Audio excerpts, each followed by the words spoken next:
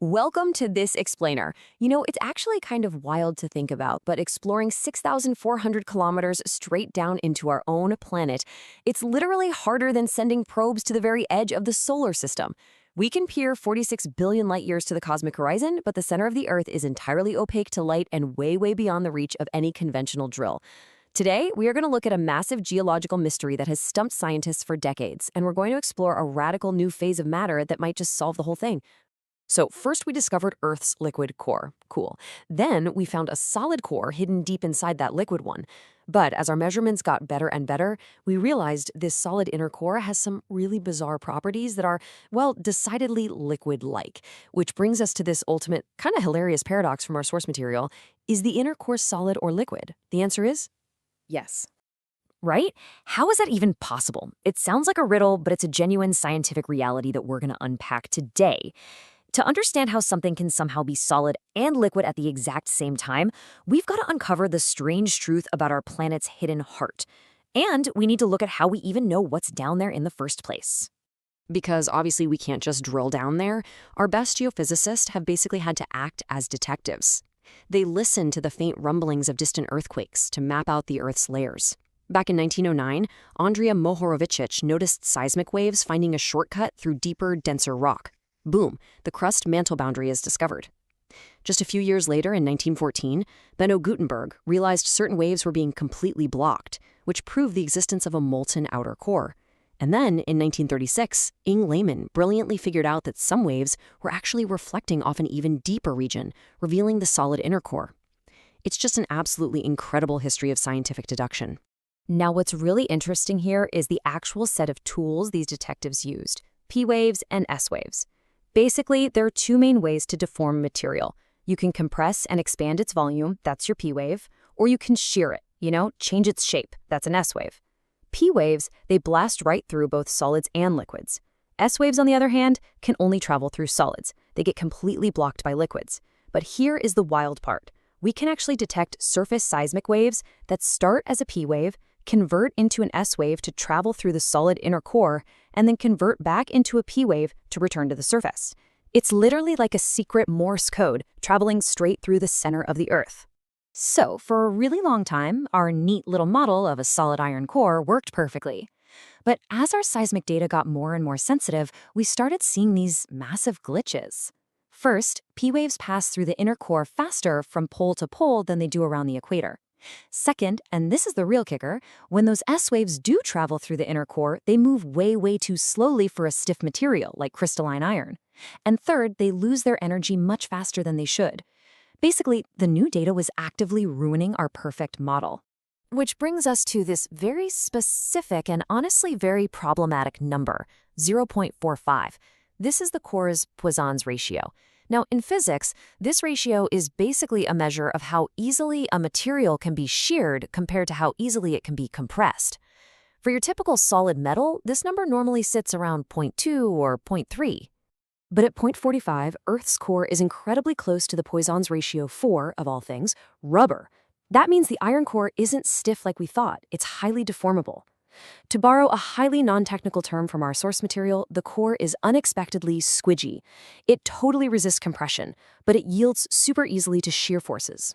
So here's the crucial point. Standard geophysics really tried to explain the squidgy core, but they just kept hitting a wall with failed hypotheses. They tried suggesting the iron was alloyed with light elements, but it just didn't slow the S waves down enough. They suggested the core was grainy, maybe with microscopic melted boundaries, but that made the core way too goopy, meaning the waves would lose way more energy than we actually observe. Plus, a highly fragmented core completely fails to explain why P waves travel faster pole to pole, because that requires a globally aligned crystal structure. We desperately needed a radical new idea.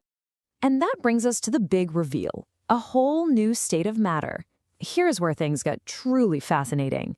Because to solve this mystery, we have to look entirely beyond standard solids and liquids. We need a state of matter that allows the core to be simultaneously rigid enough to keep that global alignment, but lubricated enough to slow down those tricky S waves.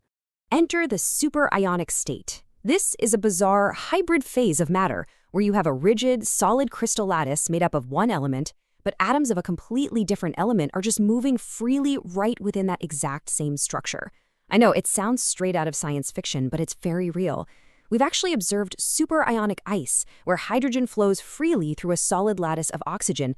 So when we apply this concept to the center of our planet, this absolutely brilliant picture emerges. The high temperatures and extreme crushing pressures of the inner core create the perfect conditions for an iron-nickel alloy to form a rigid hexagonal lattice. Meanwhile, lighter elements, most notably carbon, live in the empty spaces between the iron atoms, flowing with a freedom that is entirely liquid-like. It's essentially a solid iron sponge completely filled with liquid carbon flow. And you can see here exactly why this theory is so incredibly powerful. When scientists ran computer simulations of this superionic iron-carbon state, the numbers aligned beautifully. Pure solid iron gives a Poisson's ratio of around 0.30. But the superionic simulation? It gave a ratio of 0.43. That is incredibly close to the actual, baffling, real-world seismic data of 0.45 that we see in Earth's core. The simulation predicted exactly the kind of squidginess that had been confusing geophysicists for decades. Now for the fun part, smashing science in the lab. Simulations are great and all, but how do you actually prove a computer model when your subject is 6,400 kilometers beneath your feet, locked under crushing pressures and searing heat? Well, you have to bring the core to the laboratory. A team of scientists, Huang, He, and Zhang, actually figured out how to recreate the core's extreme conditions right here on the surface. First, they built a tiny hexagonal iron-carbon lattice. Then, they violently smacked it with high-speed particles to generate unimaginable shock pressures and temperatures. And finally, they measured the resulting vibrations with literal laser precision. To get the insane speeds necessary for that impact, they used what's called a light gas gun. See, normal firearms are limited by the speed of sound of the expanding gas pushing the bullet, usually copping out at maybe a few times the speed of sound. But by swapping out heavy air for super light gases like hydrogen or helium, the speed of sound behind the projectile just skyrockets.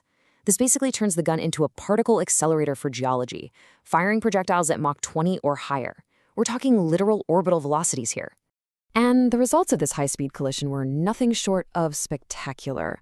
By pointing a photon Doppler velocimetry system at the sample, which, by the way, is essentially the world's most precise police speed gun, they read the vibrations on the surface to map out the interior structure.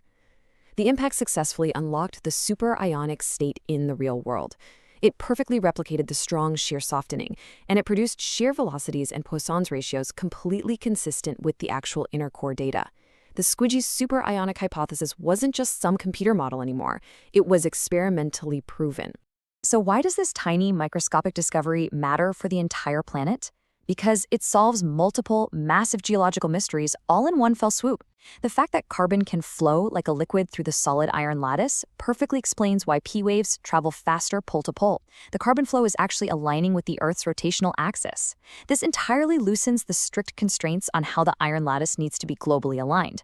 Plus, the flow of this superionic carbon might even play an absolutely crucial role in powering the geodynamo effect. And that, of course, is what generates the Earth's protective magnetic field. Think about it. We map the completely opaque center of our planet using the vibrations of earthquakes, exactly the same way we map the distant cosmos using the vibrations of light and gravity. It's just a beautiful victory for the core philosophy of physics that the secrets of nature are often best revealed by smashing things together really, really hard. So I'll leave you with this thought. If these faint vibrations hold the key to mapping both our deepest Earth and the farthest reaches of space-time, what other secrets are just waiting to be heard? Keep exploring, and thanks so much for joining me on this explainer.